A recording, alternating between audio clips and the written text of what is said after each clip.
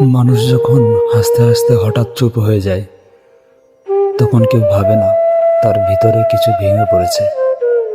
যে চুপচাপ থাকে সে হয়তো কেবল নিজের শেষ লড়াইটাই লড়ছে নীরবে।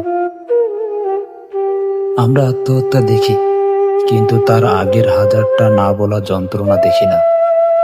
একটু পাশে দাঁড়ালে, একটু মনোযোগ দিলে হয়তো সে আজও বেঁচে থাকত। সবাই চায় ভালো অধ্যায়গুলো শুনতে, কিন্তু কেউ শুনতে চায় না একটা মনের ভাঙা অধ্যায়গুলো।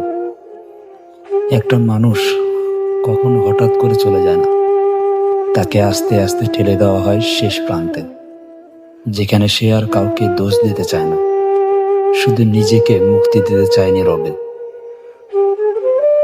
আসলেই শেষ সিদ্ধান্তের আগে কেউ বোঝে না